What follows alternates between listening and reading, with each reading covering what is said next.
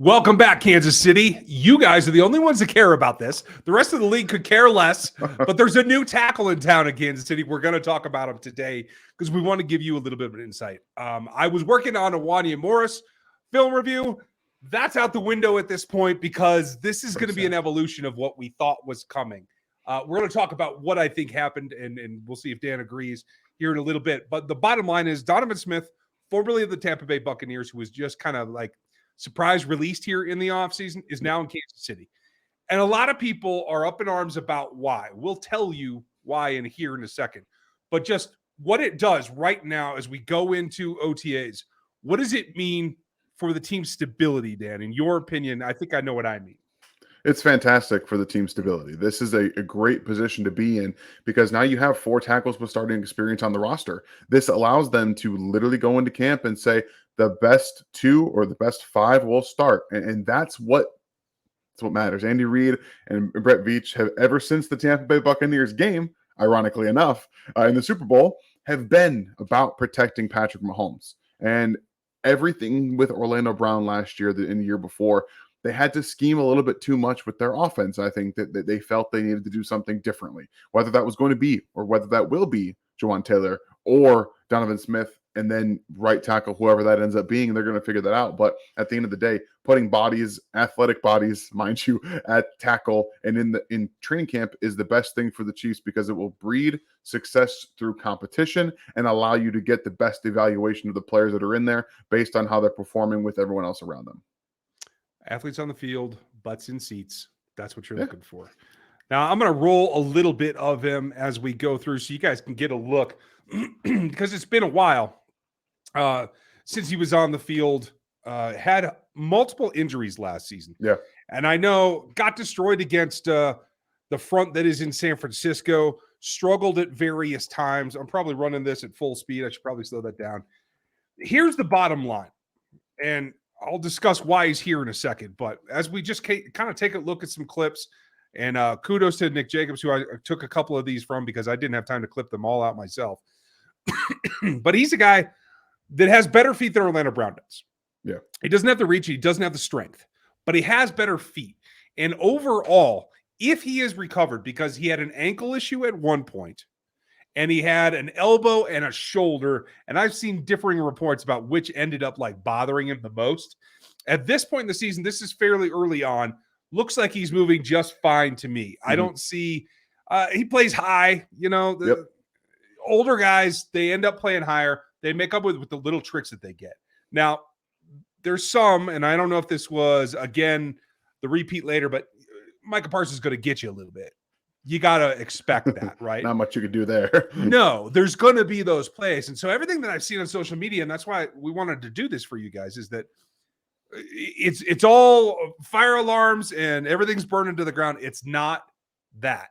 Is it elite? Is it what you had hoped? No, there's been a couple of disappointments. So here you can go through what you're seeing or what you think after your evaluation. Run us through that, and then I'll tell you, I think, why this has happened.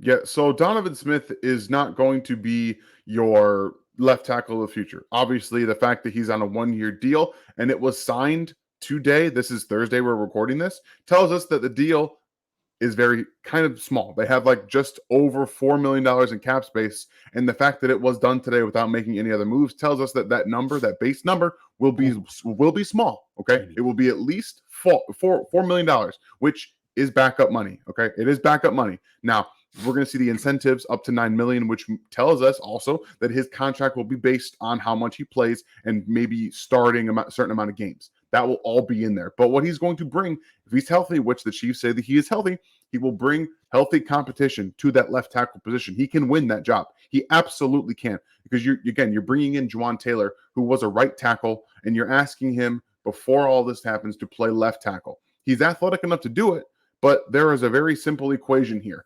Both of these players, and Jawaan Taylor and Donovan Smith, have played 95 to 98% of their snaps at left tackle and right tackle, just not the positions where we all kind of thought they'd be in Kansas City right now. So it does make things a little bit easier. He's got the footwork. You can see he does get to his spot pretty easily. He's going to be beat with some speed to power. He does let defensive ends get into his chest a little bit. I think that's come with that reach you were talking about. He doesn't have that all the way, but hand technique when he's in his spot first wins most of the time. Like you said, you're going to get beat by Micah Parsons every now and then because elite players will just beat good players on a normal basis. So you're not going to see the Orlando Brown run game. That's not what this is. This is a guy who's going to be more of an athlete. They can get him out in space still, again, when he's healthy, not dealing with some foot or lower body injuries. And the ability to, again, this is almost going right back into what they want to do. They want to do more zone. And Donovan Smith's going to help them do that along, again, if it is Donovan Smith and Juwan Taylor, that's going to be a perfect zone offensive line. It's a perfect zone offensive line. So again, he's not going to be the future. He's going to allow the Chiefs to do something, down the line next year, reevaluate themselves and buy them more time, essentially, if he wins out at left tackle. Agreed. What we're seeing here is later in the season against the Dallas Cowboys. And this is unfortunately not good. I mean, there's no way to put lipstick on this pig. But there's an upper body injury here and there's a lower body injury here. So it really does come back to health. And here's the thing. Having 4 tackles, whoever wins. Yeah. You can go to war, see what happens. I love that aspect of it. But I do want to get back to, what does it really mean? Why did this happen? And let me see if I can get us both here in the screen. We're going to have to go that direction. In fact, you know what? I'm just going to pause it. And folks, we can show you more here in a minute because I do want to go back to the film against the Chiefs from last season. But here's what it is for me. It's part 2. It's part 2 of the offseason plan from 2 years ago. They tried like hell to get Trent Williams, and they couldn't get it done. Orlando Brown was your plan B. That's what we got stuck with. It was good enough to win a championship. So let's right. Pull down on the fire and brimstone, exactly. Right? But this feels like the same thing. I am squarely in the notion that they were trying to get to at least 20, if not higher, in order to get a left tackle. It was not about the wide receivers. That's all smoke. I know they said it post-draft even. Yep. It's still smoke. They needed to go do this because there's only one reason why you come 4 days after the draft and sign a left tackle, and that's because that was your number one priority all along, and you have to get it done. I think Wanya Morris is a good player. I think I was really happy with his Senior Bowl, and I think that step up in competition proves that. I do think he can become a player in this offense.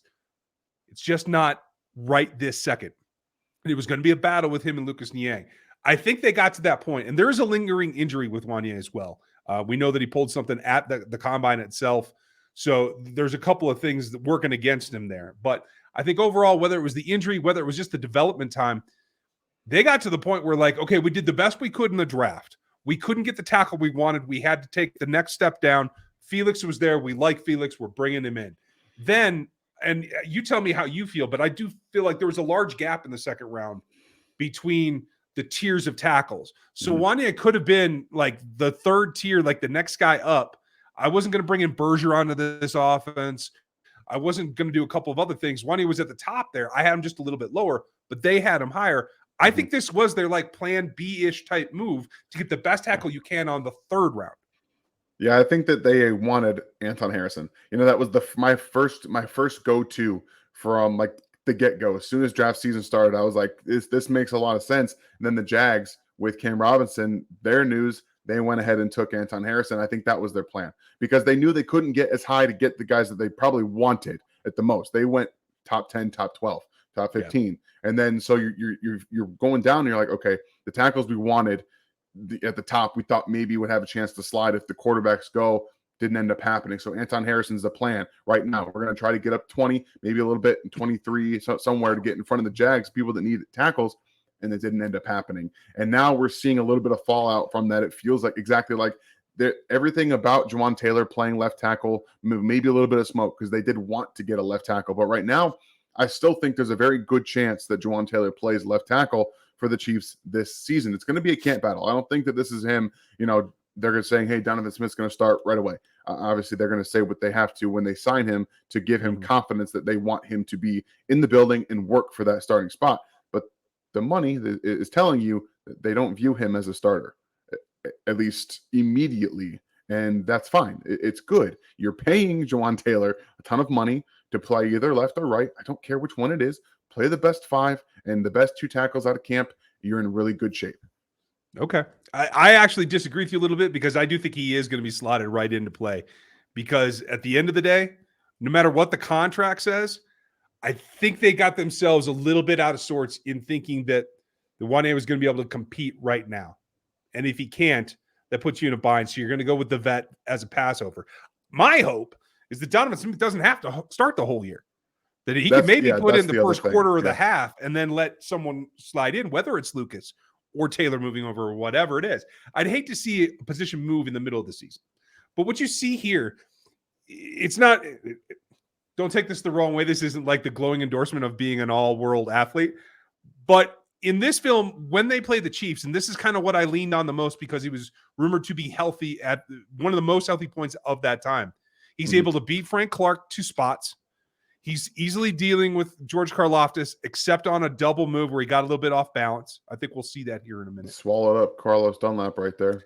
Right? Like, there's enough positives here to make me feel like you can get through. And yes, we'll probably still have complaints. Probably still have some problems. But it feels very much like this is going to get them through the beginning of the season and not have to go through so much pain that we saw at the beginning of last year with Orlando that we were all up in arms about. So I feel like overall, whoever develops into the guy, because here's part B of my whole synopsis here. And maybe it's the tinfoil hat I'm wearing. I don't know. It could be a number of things. But when I watch this doesn't look like a long-term player. I totally agree with you. What it does for me is it says stopgap. And I really feel like the more I look at this and the more I look at this class and the more I look at my grades, relatively the draft had to fall the way the draft had to fall. But when I look at last year's class and the class before that, and I look at next year's class, I think there's tackles there the Chiefs are eyeing. And this is a way to get to that destination without having to break the bank. Was it a no crap moment? Maybe we don't have enough talent right now to do this. I think maybe, but it also covers your bases until you can get to that LT of the future and let Juwan be the right tackle of the future. I don't care about the money. I'm with you. Yeah. You got to pay tackles what you got to pay tackles. It's just the way of the world at this point. Yeah, I'm interested though because this offseason was all about getting a left tackle of the future, right? They came out, they said that it was going to be Juwan Taylor 2 days ago, 2 days before they signed it, Donovan Smith. They doubled down on that, saying he's going to be the left tackle, and then they signed Donovan Smith. So that's the interesting dynamic here is that they came out and doubled down on saying Juwan Taylor was going to be the left tackle, and now we're going back on that here. I don't know if Juwan was in the loop. I would hope that he was, but again, he's practicing. We've got videos of him practicing his left drops. I would also imagine that he's got videos of him practicing his right drops. But you want to know what was released to the media? The left ones, so everyone can see that. So, before the draft, both you and I felt that it could have easily been smoke. They could have been going left tackle, whichever tackle ended up being. The one issue that I had was them coming down 2 days after the draft and doubling down on saying Juwan Taylor was. You don't have to do that. If your plan is to go get Donovan Smith, you can just let it lie, and then you sign him, and it's no big deal. But again, if he's healthy, he has a good season. Who knows? He could get extended for a couple of years. It wouldn't shock me if he has a good year and it's not just a stopgap where he plays the whole season, where they say, okay, you did a good job, and we know you're at the twilight end of your career, but we can make this work. We're probably going to draft the left tackle of the future this next year, but you've earned enough to be here for the next couple of seasons. That wouldn't shock me in the slightest. Yeah, in the end, that veteran transition to help young players, I think that helps. And nothing against Juwan Taylor, but he's coming off of his first contract. Yes, he's a vet, but he's not like an 8-year vet. Like, he doesn't know all the tricks of the trade yet. He's still developing as well. And so I agree with you. It was the announcement and then the segue to Smith. It's a little bit of something caught them off guard, I think, for them to make statements. And that's okay. I'll give them this credit. People are going to be pissed, and that's fine, whatever. From my point of view, you identified you still have a weakness, and you went and fixed it as best that you can fix it right now. And that's what I need you to do so that Patrick Mahomes doesn't limp through January again. That's really all I care about. They got better. A healthy Donovan Smith makes them better. Depth-wise, it makes them better right now. Regardless of how anyone feels, regardless of how I feel about it, I also know that he makes them better if he's healthy. That's a fact. So that's all that really matters. So that's our breakdown on Donovan Smith and the signing and the reason that he's here. Let us know what you think. Put it in the comments. I'd love to know what you guys think. Yeah. Who's fired up about it and who thinks, okay, it's just more talent, no matter how much level it is that's added to the roster. Leave us your thoughts. Make sure you like, sub, and hit the bell. Give a hand clap to Dan for jumping on here last minute. We're trying to put This guy stuff too. together. And I know he's tired of me because it's like, hey, you know, honestly, I'm not tired of you. I would love to get in studio every day. Every single day would be my ideal job. If you guys get stationed in Buckley, maybe we can figure that out. You never know. All right, that's it for us tonight, folks. Enjoy your weekend. It is rookie camp. We'll have some fallout for you. Look for Sunday night. We'll have something short. Monday night's Q&A is all summer long. Don't worry about that. We might slide it a little bit back. I want to know what you guys think. A little bit later in the night. Does that make things easier? Hopefully it does. But thank you for your time tonight. Enjoy your weekend. We'll talk to you next time.